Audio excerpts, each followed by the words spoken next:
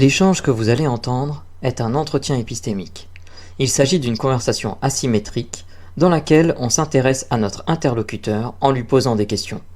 Au travers de celle-ci, nous cherchons à comprendre les raisons qui motivent son avis. L'objectif principal de cette forme de conversation est de passer un moment agréable et mutuellement enrichissant.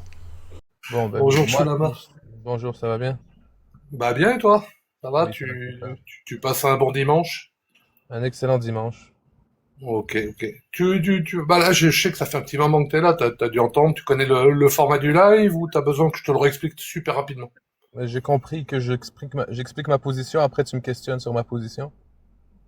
Oui, voilà, bah c'est pas après, c'est pendant, mais oui, c'est Ok, ça, et je vais essayer de reformuler aussi pendant notre échange pour m'assurer d'avoir bien compris. Mais en gros, c'est ça, oui, tout à fait. parfait, parfait.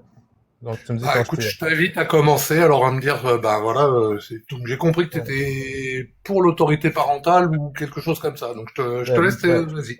exactement. Moi, je pense que le droit parental justifie pleinement la circoncision non thérapeutique. Je pense pas que c'est une opinion émotionnelle, mais une conclusion solide, ancrée dans l'épistémologie, les faits médicaux vérifiables, le droit positif et la tradition philosophique libérale qui compose nos sociétés. Donc, D'accord. l'autorité parentale, c'est quoi? C'est le devoir et le droit de décider pour leur enfant mineur. On parle des vaccins, des piercings, de l'éducation, des sports à risque qui peuvent le mettre au MMA ou à la boxe. On leur fait confiance tous les jours et la circoncision s'inscrit exactement dans ce cadre, je pense, philosophique. Même Locke et D'accord. Mill l'ont démontré et disent que les parents sont mieux placés pour transmettre une identité, une culture, des valeurs jusqu'à la majorité de l'enfant, plus que l'État en fait. Et je sais que vous parlez de la France, mais en droit canadien, l'intérêt supérieur de l'enfant est le principe central de notre loi. Et D'accord. ce principe est confié aux parents. Donc l'État, elle va juste intervenir en cas de maltraitance très grave, pas pour des procédures mineures et consensuelles. Et je dois aussi aborder les faits médicaux. Parce que nous, on a D'accord. des études sur la Attends, question. je vais essayer Oui, déjà de résumer parce que tu m'as dit beaucoup de choses et je veux être sûr enfin, j'ai peur malheureusement déjà d'en avoir loupé. Je suis vraiment désolé. Donc je vais m'assurer de ça. Donc oui, tu es pour le le droit des parents en fait sur les enfants. Tu m'as donné différents exemples, les vaccins. Tu m'as donné le MMA aussi, tu m'as donné pas mal de choses où c'est les parents qui décident pour l'enfant en fait, enfin au moins qui lui donnent l'autorisation, j'imagine, pour le MMA, et que ça se justifie pleinement puisque l'enfant en fait c'est pas quelque chose que tu as dit mais que je comprends et tu vas me confirmer si j'ai bien compris ou pas. En fait l'enfant n'est pas en capacité lui-même de faire une partie des choix sur les vaccins par exemple. Et tu me disais aussi que donc au Québec ou au Canada plutôt, tu m'as dit. Donc le droit de l'enfant est central, mais cependant il est confié aux parents. Est-ce que j'ai oublié quelque chose d'important ben, ou je vais te redire ce que j'ai dit, parce que je prenais des notes tout à l'heure. Donc, ok? les parents ont le devoir et le droit de décider pour leur enfant mineur. Donc, j'ai parlé des Mhm, vaccins, des piercings, de l'éducation, des sports à risque. On leur fait confiance tous les jours. D'accord? oui, C'est eux qui prennent ces décisions. Et en droit canadien, j'ai parlé de l'intérêt supérieur de l'enfant. Et c'est un ouais, principe central et c'est la responsabilité des parents. Et l'État va intervenir qu'en cas de maltraitance grave. Alors, si par exemple on d'accord. parle d'une Comment procédure, comment l'État canadien justement définit ce qu'est une maltraitance grave? j'allais aborder Ah dans bah la suite super. de mon texte, donc on se base vraiment sur les faits médicaux, d'accord? Et donc il y a des recherches qui sont faites par la Société canadienne de pédiatrie, basées sur des milliers d'études chez les nouveau-nés. Et les complications de la circoncision, ben, dans leur rapport, ils sont de 1 à 2%, et ils sont presque Mhm, tous mineurs. C'est un peu de saignement ou une infection traitée rapidement par antibiotiques. Les complications d'accord. graves, on voit dans le rapport qu'elles sont rares quand c'est réalisé par un médecin dans un milieu stérile. Il Ok. existe aussi des bénéfices de ce traitement. Peut-être que l'enfant n'a pas besoin de ce bénéfice, mais si c'est pour une justification de prévenir, l'autorité parentale joue aussi, tu vois. D'accord. Mais Et juste pour dire, comparé au vaccin ou au sport de contact, le risque de la circoncision est dérisoire. Ton enfant a D'accord, beaucoup plus de chances d'avoir des impacts médicaux préjudiciables en d'accord. allant Mais faire du football américain qu'en se faisant circoncire quand il naît. ok, ok. Mais alors sur le football américain, c'est pas tout à fait parce que tu parlais de l'âge tout petit, je crois, de la circoncision. On va dire que c'est un autre âge. Ma question surtout, en fait, déjà voilà, ma question c'est comment l'État canadien définit ce qu'est une maltraitance grave, en fait, où placer la limite. Et tu me disais, oui, les risques sont mineurs. Euh, est-ce est-ce que, en fait, voilà, qu'est-ce qu'ils pensent, enfin, comment c'est le rapport bénéfice-risque et pensé, en fait, au Canada? Je vais juste te donner un exemple. Tu me dis, le risque est mineur. Mais si le risque est zéro ailleurs, si tu veux, par exemple, pas circoncire ou, je sais pas, enfin, n'importe quel autre truc, hein, c'est pas que la circoncision. Mais tu vois, tu as un risque mineur et un risque à zéro. Bah, le risque mineur est largement plus important que le risque à zéro, par exemple. Donc comment c'est géré en fait au niveau du Canada? Je vais répondre en deux points. Donc, au point de légalement, la dignité humaine, parce que c'est ça en fait le fond de la question, savoir comment on peut savoir ce qui viole ou ne viole pas la dignité humaine, ce qui fait, désolé. Donc, Ah, oui, on peut le dire. Oui, ouais, oui, c'est à peu près ouais. ça. Donc, la dignité dans le droit canadien, elle inclut aussi le respect de la sphère privée familiale et de la diversité culturelle. Tu vois, des millions de parents transmettent leur héritage par la pratique de la circoncision et eux, ils le font par amour et conviction. Et même en France, dans votre pays laïque des droits de l'homme, la circoncision rituelle, elle n'est pas, contrairement à à l'excision, elle n'est pas pénalisée et elle est tolérée. D'accord. Elle nécessaire le consentement des deux parents. Et aussi, par exemple, tu vois, au Canada, Mais je vais terminer avec ça. Je vais terminer avec ça après, je te jure, tu me dis ce que tu veux. Et au Canada, il y a eu un arrêt juridique, je crois que c'est Manga Thaler, et il a permis l'avortement. Une décision irréversible qui met fin à une vie potentielle au nom de l'autonomie et de la dignité. Et la circoncision est 1000 fois moins grave que cet acte-là. Donc, d'accord. une Mais petite alors, modification, mais attends, une petite modification non létale. Si on fait confiance aux adultes pour des choix aussi lourds que l'avortement, comment on peut refuser aux mêmes adultes parents une pratique 1000 fois plus légère? Donc voilà. l'avortement est un sujet extrêmement intéressant, mais qui est en fait très différent de la circoncision. On pourrait en discuter. Ça pourrait être le sujet d'un super entretien, je pense. Mais Mais par contre, toutefois, ceux qui défendent l'avortement en attaquant la circoncision, pour ouais, moi, d'accord, ok, relèvent mais d'une morale sélective, pas d'une oui, position mais épistémologique claire. j'essaye de, enfin, tu sais, c'est quand même un échange. S'il te plaît, j'essaye d'intervenir. À chaque fois, tu me dis non et enfin voilà, et tu me coupes. C'est compliqué, s'il te plaît. Vraiment, en plus, je t'ai laissé parler, hein, et tu vas encore pouvoir parler. Euh, donc oui, qu'est-ce que je voulais te dire? Donc oui, l'avortement, d'accord, mais c'est un autre sujet, vraiment. Ensuite, je vais te poser une question. Imaginons, voilà, t'as un enfant en fait qui n'est pas conscient là-dessus. Tu me disais, bah oui, on le laisse pour plein d'autres choses. La circoncision, par exemple, je crois pas que ça soit réversible.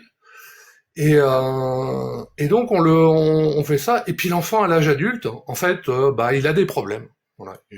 Ça arrive malheureusement, ça fait partie des risques mineurs. Il a des problèmes. Est-ce que son droit a été respecté? Est-ce qu'il a le droit, par exemple, s'il le décide, de se porter, enfin voilà, de porter plainte contre ses parents? Est-ce que ça serait possible dans le droit canadien?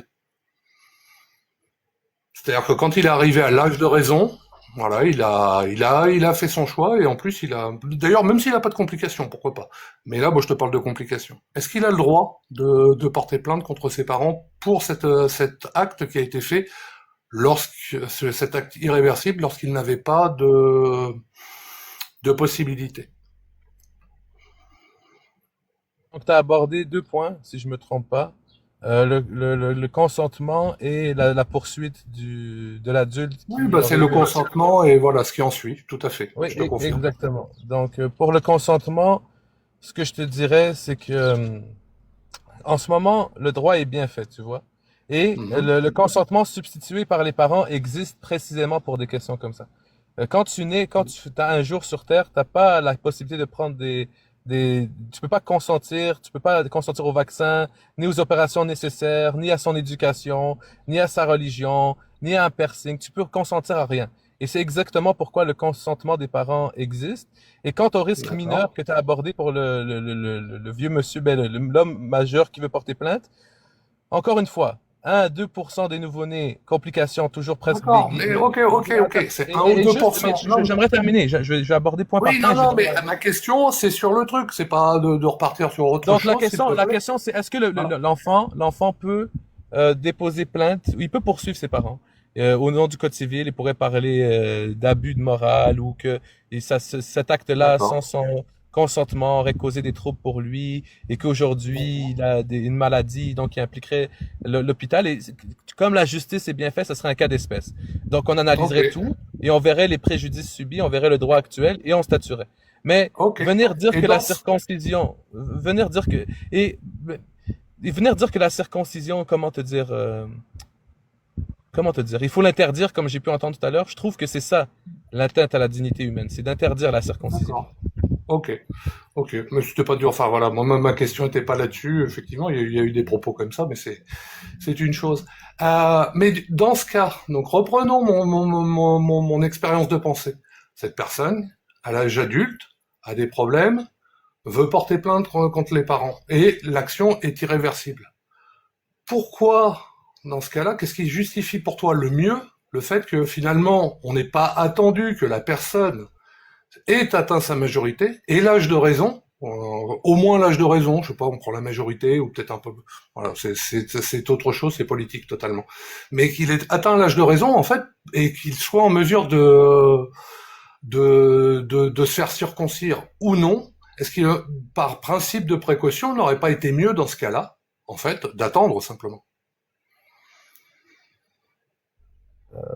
Bon, est-ce que tu te réponds juridiquement ou je réponds sur le fond? Bah moi, c'est ton avis qui m'intéresse. Ben, je trouve que je vais répondre en deux temps. Juridiquement, avec le délai de prescription, donc le délai que tu as pour porter un recours, je pense que ça serait pas effectif. Mais si on pense vraiment au fond de la question, c'est incohérent avec tout le reste. Parce que si on accepte cet argument, alors un enfant pourrait aussi poursuivre ses parents pour l'avoir vacciné, l'envoyer dans une école religieuse, fait percer les oreilles, ou même avoir fait des décisions éducatives qui ne le plaisent pas une fois qu'il a 30 ans et qu'il se rend compte qu'il souffre de ça. Alors, Fait que ok, le droit refuse cette logique. Les parents ont une autorité temporaire et protégée pour des décisions irréversibles ouais. dans l'intérêt supérieur de l'enfant. Une fois adulte, Ah, on assume que protégé, les parents donc ont agi de c'est-à-dire bonne qu'en foi. fait, attends, parce que tout à l'heure tu m'as dit ils pourraient porter plainte, mais là tu me dis en fait qu'ils sont protégés, donc du coup ils pourraient pas porter plainte. Non, je te dis, il peut porter plainte, mais les Ah, chances ok, de réussite de ce recours sont très minimes. Et je te dis aussi que dans le cas où le délai de prescription, donc le délai légalement pour porter une poursuite, si c'est au-delà de ça, ben ça va pas pouvoir arriver au tribunal parce que ça respecte pas l'exigence de la loi. Je sais pas si tu comprends cette nuance-là. ok, c'est sûr, non mais je comprends quoi. Mais si tu veux, il y a un truc. Les vaccins, généralement, je vais prendre cet exemple-là parce que tu me l'as amené. En fait, les vaccins, tu vois, je te parlais de rapport bénéfice-risque. Tout à l'heure, je te donnais l'exemple, un truc avec risque mineur par rapport à quelque chose à risque zéro. Ben, le risque mineur est trop important parce que tu as un risque moindre, risque zéro en l'occurrence. Sur les vaccins, je suis totalement d'accord avec toi, tu peux avoir des complications, il y a des personnes qui peuvent avoir des problèmes avec les vaccins. Par contre, en fait, le rapport bénéfice-risque est important. En quoi le rapport bénéfice-risque sur la circoncision permet de le comparer au vaccin? Ben, comme je t'ai dit, il y a beaucoup d'études qui sont faites sur chez les nouveau-nés sur l'avantage de la circoncision. Mais tu soulèves quand même un bon point parce que même un risque mineur n'est pas un zéro risque et tu compares avec les vaccins où le rapport bénéfice-risque est très clair parce qu'il est analysé. Parfait. Mhm. Donc, selon la Société canadienne de pédiatrie, la circoncision néonatale réduit jusqu'à 10 fois le risque d'infection urinaire chez les bébés. Des infections qui peuvent être graves. Ben, tu peux aller vérifier, hein, c'est sur le site de la Oh Société non, mais canadienne de je te pédiatrie. crois, hein, je Oui, te des risques crois. qui peuvent être graves, causer des hospitalisations, même des dommages aux reins chez les nourrissons. On estime qu'il faut circoncire entre 111 et 125 bébés pour prévenir une seule infection urinaire, c'est concret. Donc, D'accord. donc, on accepte un risque très faible, donc réaction rare, donc la circoncision risque extrêmement faible, parce que les bénéfices collectifs et individuels sont supérieurs, donc évitement de D'accord. certaines Et infections. Et pour les les, infections au Canada, ah mais attends, on va prendre par point s'il te plaît. Euh, les infections en fait au Canada sont donc extrêmement importantes puisque en fait des infections urinaires, et j'imagine en plus ça peut être très grave, mortel ou des choses comme ça, ou c'est quelque chose qui se soigne bien au Canada. Et l'autre question, c'est qu'en fait, dans ce que tu m'apportes, donc ça veut dire qu'il suffit de 110, je crois que tu m'as dit nouveau-né, pour une infection. C'est-à-dire qu'en fait, si je le rapporte à la population, le Canada est extrêmement sujet aux infections urinaires. Comment tu peux expliquer ça, s'il te plaît? je te dis pour le premier point, elles sont pas mortelles, les infections urinaires, Ah, mais elles peuvent être sérieuses. Et le chiffre de 111 à 125, c'est ce que dit la Société canadienne de pédiatrie. Pour les bébés normaux, le risque d'infection urinaire de 1 à 2% chez les non circoncis. Il faut circoncire environ 111 à 125 nouveau-nés pour prévenir une seule infection oui, urinaire. oui, je On l'avais parle, entendu, hein. C'est pour ça que je te pose la question. En fait, mais, si je mais tu sais, moi, l'extrapole sur mais juste pour l'ensemble de la répondre, société, juste pour répondre, vas-y. moi, je suis pas pédiatre, je sais pas comment ils arrivent à ces chiffres-là, mais la Société pédiatrie, pour moi, c'est une autorité quand même qui a Je un comprends. poids lorsqu'on parle de la médecine et de la circoncision. Je Et comprends lorsque tout je à vois fait. que notre droit, et que lorsque je vois que notre droit pour le bénéfice-risque voit le risque de 1 à 2% avec la Société pédiatrique qui lui parle d'infection urinaire, qu'on voit qu'il n'y a pas de complications, que même légalement, il n'y a pas de précédent juridique où un homme a poursuivi ses parents pour l'avoir circoncis, qu'on voit que l'autorité parentale est tellement large qu'elle permet de mettre fin à une vie comme dans l'avortement. Pourquoi cette autorité parentale cause problème lorsqu'il s'agit de couper un petit bout de peau? D'accord. Mais C'est là que j'arrive pas. Parce que là, tu me poses des d'accord. Et questions depuis tout à donc, l'heure, mais moi, je te repose ça. Je voudrais non, comprendre non, mais c'est pourquoi. très bien. Mais voilà, c'est le principe de l'échange. Moi, je te pose des questions pour mieux comprendre, hein, vraiment. Et et donc oui. Et la question que j'avais, voilà. Du coup, j'ai un peu perdu le fil de ma pensée. C'est dommage. Ça va me revenir. C'est pas très grave. Ouais, tu me disais, oui, 110 pour 110. Donc, je te demandais pourquoi c'est si important au Canada. Et ma question, voilà, c'est ça. Et donc,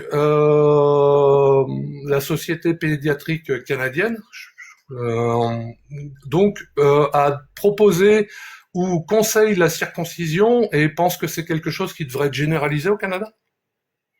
J'ai jamais affirmé qu'elle conseille ou qu'elle dit que ça doit être généralisé. Ah non, je Elle te s'est pose la penchée. question. Oui, Je oui, sais bien. je te réponds que j'ai jamais affirmé ça. Je pense pas que son rôle, c'est de Oui, mais je sais. conseiller. Je pense pas que son rôle, c'est de conseiller ou de dire oui, c'est bien de vous circoncire.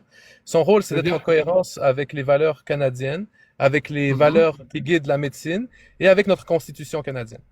Comme je Tout t'ai à dit tout à fait. l'heure, en droit canadien, la dignité implique aussi le droit familial, le droit privé, le droit culturel, le droit religieux. Et cette autorité Mhm. parentale de transmettre l'identité, elle est inclue dans notre cadre de droit. Et je t'ai aussi dit que l'éventail du droit parental Mais était extra. ouais, mais moi, ce Voilà. que je ne comprends pas, je suis désolé, hein, c'est que je pense que l'autorité pédiatrique canadienne, par exemple, préconise la vaccination. Du coup, ça ne va Euh, pas bien. Je peine à comprendre. Donc, c'est ça vraiment mais que j'ai besoin que tu m'expliques, en fait. mais je sais pas si je peux vous l'expliquer. Je comprends même pas la comparaison entre Ah, bah, c'est une toi qui me l'as fait la parce comparaison. Hein. attends parce que votre argument se tient sur une supposition qu'on ne peut pas vérifier. Vous dites que la Ah société bon? pédiatrique met de l'avant les vaccins. C'est où que vous voyez ça? Ah bah, je pense que si tu peux chercher, toutes les Parce sociétés que moi, pédiatriques oui, mettent parce en que moi, avant les vaccins. quand je Mais je vois me que, trompe peut-être, hein, oui, oui, mais parce que, toutes les oui, parce que, sociétés quand je pédiatriques que j'ai vois, regardées le mettaient. oui, quand je vois leurs analyses et leurs études, ils disent pas nous préconisons. Ils montrent les bienfaits d'une action, ils montrent statistiquement les impacts, et ensuite on peut voir Mhm. selon les chiffres si quelque chose est bien ou mauvais. Et c'est pour ça aujourd'hui qu'on est capable de faire le bénéfice-risque, comme vous l'avez dit, de la vaccination, et qu'on est capable de faire le bénéfice-risque Ouais. de la circoncision. Et je pense pas qu'une société pédiatrique va commencer à recommander ou ne pas recommander. Elle va faire des études, elle va avoir des conclusions à ces études, Et nous, les parents, nous, les personnes qui ont cette autorité parentale, vont décider pour le meilleur intérêt de notre enfant, c'est quoi les bonnes pratiques qu'on considère. Et tant qu'il n'y a pas de maltraitance ou maltraitance grave, l'État n'a rien à dire sur comment j'éduque Non, mais mon enfant. je suis d'accord avec toi là-dessus, hein, il y a pas il y a aucun souci. Ce qu'il y a, c'est que les vaccins sont-ils obligatoires au Canada?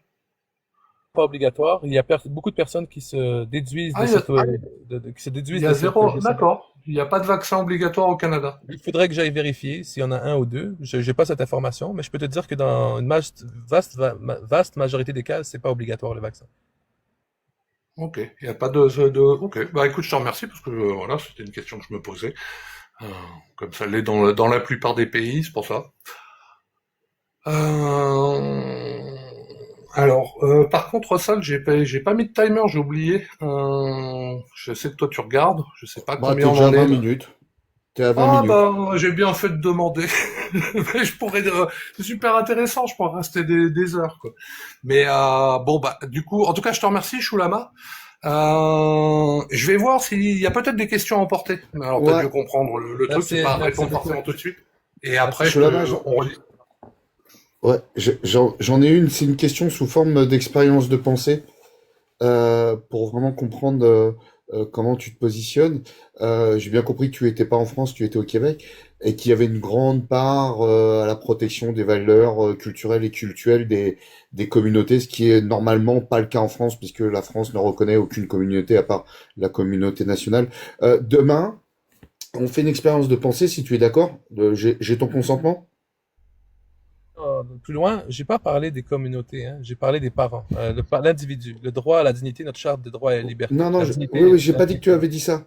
J'ai dit que moi, j'avais l'impression, en tout cas, il me semblait que dans les pays anglo-saxons, donc Canada et États-Unis, il y a, on attache plus d'importance aux communautés, qu'elles soient autochtones, qu'elles soient LGBT et autres. Perception, c'est votre perception. La Oui, oui. vérité, c'est Moi, je qu'en me suis, alors, Inde, je retire. Ok, ok, ok. Je me suis trompé.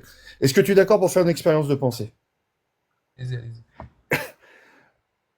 Dans 5 ans, au Canada, un mouvement qui découle, qui sont des néo-raéliens, qui pensent avoir eu l'illumination par Raël, mais encore plus, décrète que toutes les petites filles et tous les petits garçons de l'âge de 3 ans doivent couper leur lobe de l'oreille pour pouvoir rentrer en résonance cosmique avec les Elohim. Et les parents considèrent que c'est une bonne chose, parce que comme ça on peut pas leur tirer les oreilles, et qu'en plus il semblerait que d'après certaines études faites par ces personnes, ça empêcherait le développement des otites. À ça, le gouvernement canadien souhaite faire interdire cette pratique et faire un moratoire, ou je ne sais pas si ça existe chez vous, un vote pour voter une loi pour que les gens votent. Est-ce que tu voterais pour protéger les oreilles des petites filles et des petits garçons de cette communauté, ou est-ce que tu voterais contre pour que les parents aient le droit au respect de couper les oreilles des petits enfants de cette communauté? Donc là, au début, ça a commencé au Canada, dans 5 ans. Donc, je pense que déjà, on a une législation très forte. Il y a beaucoup d'actes comme l'excision féminine qui sont interdites parce qu'elles sont intrusives et beaucoup plus dangereuses que la circoncision. Et il faudrait se pencher un peu sur cette question. Couper le lobe d'oreille, ça serait quoi les complications? Ça serait quoi le coût bénéfice-risque pour Il y en a reprendre le mot? pas. Il y a pas. Et même certaines études montreraient que ça évite les otites. Et puis en plus, ça évite justement d'avoir des piercings dans les oreilles. Donc il y aurait, selon certaines études, comme pour la circoncision, un bénéfice plus important que le risque. Ben, est-ce que c'est la Société pédiatrique canadienne qui parle de ça ou c'était des études sur Internet loufoques un Non, peu? non, c'est des études. Bah, tu sais, des études qui prônent la circoncision ou d'autres. Il y en a aussi des loufoques. Mais là, on va dire que voilà, il y a certaines études. Il y a des gens qui s'appuient sur des études qui ont été faites par des gens proches de la communauté haute et qui disent ça n'a pas ça Écoute, ne pose pas de problème. écoute, Russell, je vais te dire quelque chose. Si c'est une institution sérieuse comme la Société de pédiatrie qui se penche sur la question, et qui montrent qu'il n'y a aucun putain de risque, ce qui n'est pas le cas, parce que je crois que selon dans le lobe d'oreille, c'est des infections, ça peut aller de 25 à 35% de risque, il peut y avoir des opérations hospitalières pour ça, l'oreille, il y a beaucoup de nerfs, donc ça peut être quelque chose de très très très très risqué, c'est pour ça que moi je m'y opposerai, parce que au niveau de la dignité du corps médical, ça ferait pas de sens. Mais si demain je me trompe, et que la société pédiatrique et que le corpus médical arrive à une autre conclusion, eh bien, ils sont beaucoup mieux placés que moi pour dire ce qui peut être fait ou non. Et ces questions seront abordées au tribunal. Le juge va se pencher sur la jurisprudence. Mais à la fin de la journée, si tu veux avoir ma position cohérente, s'il y a aucun risque, comme tu le dis, s'il y a zéro risque, et qu'on permet dans ton hypothèse de l'avortement, alors j'ai pas de problème qu'on coupe ça. C'est parce que moi, dans ma tête, si vous êtes pour l'avortement et que vous êtes pour mettre la fin à J'ai une vie, vous- pas, j'ai pas parlé de l'avortement. Tu sais, moi, je suis même favorable à la loi qui interdit de couper les oreilles des chiens par les éleveurs aujourd'hui et les gens peuvent être condamnés puisque le chien ne peut pas avoir de consentement. attendez, je suis Je suis désolé, j'ai favorable un à ces appel, lois. je reviens dans 2 minutes, je suis désolé.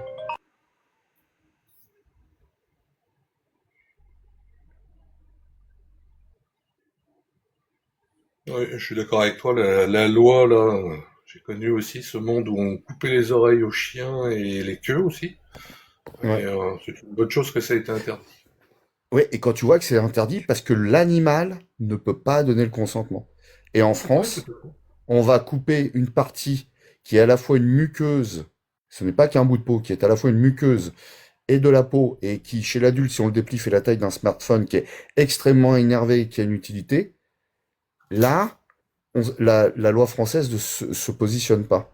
Et c'est un peu ça. C'est moi, j'ai du mal à comprendre pourquoi, en gros, les chiens sont plus protégés que nos gamins, quoi. Je te dis, voilà, pendant le truc, va voir, enfin, je sais qu'en plus tu connais le droit au corps, mais ils en parlent de ça. Ah bah oui, oui, bien sûr, bien sûr. Non mais le monsieur, il est droit dans ses bottes. Oui. Si lui, il estime de ce que j'ai compris que si la société médicale canadienne ne justifie pas que la circoncision est une mauvaise chose, il considère que c'est aux parents de décider de le faire ou pas. Il est cohérent. Oui, c'est Maintenant, cohérent, tout à fait. reste à savoir si la société canadienne préconise la circoncision. Bah, c'était ma question, justement. En fait, parce que les sociétés font des préconisations, quoi. Mais après, effectivement, ils n'ont pas le pouvoir législatif, et tant mieux, d'ailleurs, c'est pas leur boulot. Mais par contre, ils sont toujours interrogés, en fait. Et ils font des préconisations. Et c'est pour ça que je te posais la question, pour savoir s'ils le préconisent ou pas, parce que ça en dit beaucoup, en fait. Je suis allé voir et j'ai pas trouvé de trace d'un consensus qui préconise. Mais il est vrai que comme dans tous les pays, il y a pas de position pour l'interdire. Et pourtant, il y a des lois qui interdisent de toucher l'intégrité physique des enfants. Et c'est un peu ça l'ambiguïté qu'on essaye de creuser et de comprendre ici. C'est Pardon, comment, pardon, je suis de retour. ouais, Ouais, super. On était en train de discuter un petit peu entre nous, enfin, en t'attendant. Ah, c'est super. Je sais plus si vous étiez ouais, sur l'expérience de pensée Ouais, en c'était salle. l'expérience de non, pensée. Donc, comme je disais, oui, si il y a aucun risque et que l'autorité médicale le démontre et que les parents, c'est leur autorité parentale, ils font ce qu'ils veulent. D'accord. ouais. Et tu connais une intervention chirurgicale qui ne comporte aucun risque? On parle du bénéfice-risque, comme tout à l'heure, ça a été abordé. Mm, oui, parce que moi, je suis allé regarder sur le Canada et j'ai rien trouvé qui met en avant le bénéfice au risque de l'intervention sur la circoncision. Bien au contraire. Enfin, pas bien au contraire, ils sont plus prudents qu'en Europe, mais ils témoignent qu'il y a forcément, dès qu'il y a une intervention chirurgicale, Va il y a voir un risque. Société pédiatrique, circoncision chez les nouveau-nés. Tu vas voir les chiffres, tu vas voir les études qui ont été Si tu faites. peux m'envoyer le lien, en privé, si ça te dérange pas. Oui, je t'enverrai ça suite à notre conversation, là. Merci, c'est gentil beaucoup. Et ben, Mais tout ça je pour, vois. tout ça pour dire, tu vois la question tout à l'heure que tu as posée sur l'interdiction de la circoncision? Oui. Je n'ai pas posé de questions sur. Enfin, Non, je sais pas Non, pas. c'était toi, moi. Michel. Ouais. C'était moi. Ah, C'était pardon, moi. ok. Mais moi, j'aimerais bien que tu me poses ce type de questions parce que Ben je non, t'ai parce que trouvé très toi, intéressant. parce que toi, tu le souhaites pas. Ben, Le monsieur de tout à l'heure, il le préconisait. C'est pour ça ouais, que je suis allé le questionner. Mais c'est Toi, ça, toi, tu la préconises pas, donc je vais pas te. c'est ça. Tu Puis comprends? je pense même que c'est une mesure. Je pense même que c'est une mesure liberticide. Donc du coup, Voilà. il faut autoriser l'excision. Non, pas l'excision. Et pourquoi il y aurait une différence entre les deux? Encore une fois, c'est médical, c'est les opérations qui sont intrusives, le clitoris. L'excision, c'est enlever le clitoris, hein. Pas tout. Pas, Non, il y pas a trois formes nécessairement. d'excision. Ouais. La première, qui est pratiquée notamment dans certaines religions abrahamiques, est juste d'enlever le capuchon, pour les mêmes raisons que pour les garçons. Ah, c'est dégueulasse, ça. Oui, je suis désolé. Bon, et je vous rends le Et mic, désolé. Je vous rends le mic. non, mais, Merci. mais c'est juste que, encore une fois, tu peux aller te voir dans ce que la législation canadienne dit, mais c'est une question qui a déjà été abordée et on a considéré que l'excision était plus intrusive et beaucoup plus dangereuse que la Bah, en circoncision. fait, ça dépend des. C'est sans doute ce qu'il y a même au Canada. En fait, je te dis, t'as vraiment trois types, mais ça reste pour moi dégueulasse. Hein. Je suis d'accord que ta réflexion sur le capuchon, j'ai la même. Terra, est-ce que vous Mélanie d'abord, pardon, pas Terra. Mel, est-ce que t'as une question? Non, mais c'était intéressant, mais j'ai pas de questions à emporter. Terra? Non, non, non, vous avez, comment ça s'appelle, vous avez précisé, ou du moins vous avez posé des questions que j'aurais pu poser, donc là-dessus, là-dessus, pas de questions. Ok. Bon, en tout cas, je te remercie beaucoup, Shulama. J'ai encore une question pour toi. Hein, attention.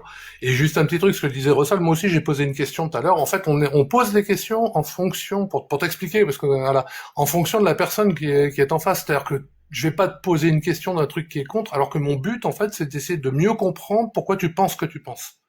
Et donc, du coup, une question sur l'interdiction, bah, tu vois, je l'ai posée à l'intervenant précédent aussi. Rossal en a posé une, parce que c'était ce qu'il préconisait, lui. Toi, ça avait pas de sens et je te pose plutôt des questions sur ce que toi tu penses en fait. Voilà, c'est mon intérêt, c'est ça en fait, d'essayer de mieux comprendre pourquoi tu penses ce que tu penses tout simplement. Donc voilà, c'était une petite explication. Et sinon, j'ai encore une question pour toi. En plus, c'est la première fois que t'es monté. Comment ça s'est passé? Comment t'as trouvé notre échange? Est-ce que t'as trouvé ça intéressant? Est-ce que t'as trouvé ça pas intéressant? Est-ce qu'il y a des trucs que tu pointes négativement, positivement? Enfin voilà. Euh, je- J'ai trouvé ça intéressant.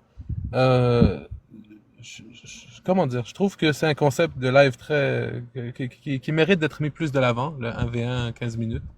Sinon, les questions, mais des fois, je t'ai trouvé biaisé en tant que ah, anti-circoncision, mais à part ça, j'ai beaucoup aimé notre échange. En fait, je t'ai posé des questions, voilà, qui étaient vraiment sur les. Je cherchais le point pour mieux comprendre. Alors peut-être que mes questions étaient mal posées, ça, je peux te l'accorder. Hein, il y a vraiment aucun souci, j'en suis désolé, mais c'était pour mieux réfléchir en fait là-dessus, quoi, et mieux comprendre ton point de vue. Donc, juste un truc, en fait, ici on fait pas de 1 vs 1. Globalement, en fait, on est plutôt en train d'essayer de faire une conversation où on est plutôt en train d'essayer de travailler à tous les deux, en fait, à quand même mieux comprendre. C'est-à-dire que toi, bah, et là, je pense que tu y as réfléchi beaucoup, donc voilà. Mais il y a des fois aussi, tu vois, c'est vraiment travailler, poser des questions et pouvoir s'interroger sur des trucs où on n'a pas soi-même pensé. Tu vois, moi aussi, je fais des entretiens, mais de l'autre côté. Et des fois, il y a des questions, je fais ah mais merde, ça, j'y avais pas pensé. Voilà. Voilà, c'est pas du 1 vs 1 en tout cas. Mais en tout cas, je te remercie beaucoup d'être monté. Juste pour info, alors deux infos, tiens d'ailleurs on l'a pas beaucoup rappelé là, c'est une horreur. On a une micro-chaîne YouTube, il y a 400 personnes, je la posterai là.